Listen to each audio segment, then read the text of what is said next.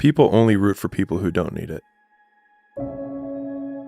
Like, the amount of times when I was on my lonely path where I was too different from the friends that I had, but not successful enough to be friends with the people that I wanted to be friends with.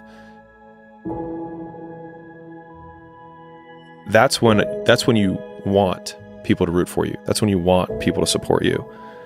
Once you've already won, people are like, he's amazing, he's so good. But like, that's the time when you need it the least. And so you always have to be the person who roots for you before everyone else does. And it's usually a single clap in the auditorium for a very long period of time. It is a slow clap that's just you rooting for you. And that visual, I think, is one that you can kind of take, because it is... People struggle to do things alone. And the path of the exceptional person is one of an exception, which means that you are not with other people. And rather than fighting that or bemoaning it, see it as an indicator that you're on the right path.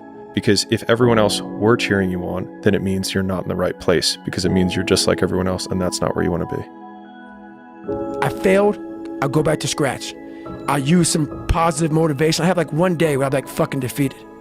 But I started realizing this is part of the process. This is part of the journey. I had to realize this is part of my process versus just saying, like I used to, I'm just not good enough. If I'm not good enough, we always say that shit. I'm just not good enough, and then we try something else.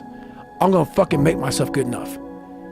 All of my messaging is positive, so as the world gets more messed up, I'm leveraged against chaos. As the world becomes a bigger mess, as people struggle to survive to pay their bills, as people become more and more unhappy, as the wars start, all this craziness, people sit there and go, do I want to be entertained by clowns? Do I want to watch these streamers who are clowns? Do I want to be entertained? Or do I want a solution? Do I want some form of stability? Who is saying things which can actually help me, which actually will directly impact my life in real time and make me feel better? And that's me. When people do anything that they, and this is the important part, that they don't want to do. Right. It's not about adding more work, it's about adding more work that you don't want to do. Yes. This brain area gets bigger. Yep. Now here's what's especially interesting about this brain area to me. And by the way, I'm only learning this recently because it's new data, but there's a lot of it. The anterior mid-cingulate cortex is smaller in obese people. It gets bigger when they diet. It's larger in athletes.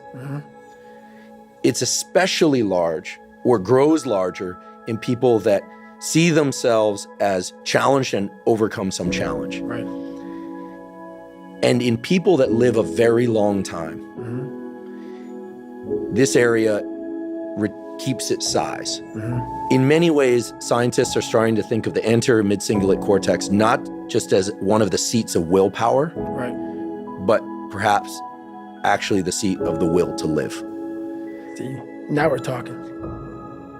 I don't know. Yeah, it's almost like I know those feelings. No, finish that thought. I'm believing what? Well, it's almost like I feel like I know those feelings of not feeling good about myself so well that I don't want to leave them alone, because we always had each other. And it was like, if I leave them, you know, Have you ever had a if I friend? leave them, I won't. I don't know. Does that make sense though? Yeah, it does. You won't what? If I leave them, I'll just be letting them down, and they're not even real, but they're some part of me inside of me I can't even access. They're like his brothers. That's right. They're your home, brother. Yeah. And by the way, I really appreciate you being so vulnerable, because the people watching there, seeing that, allow them to be vulnerable, because you're a role model of that. It's because you're funny as shit, but to be able to be that vulnerable is beautiful. But let me just tell you something. Those are not your friends. Truth is what's optimally difficult. The truth is optimally difficult. It's a really wonderful thing to know. The truth is adventure. There's no distinction. Partly because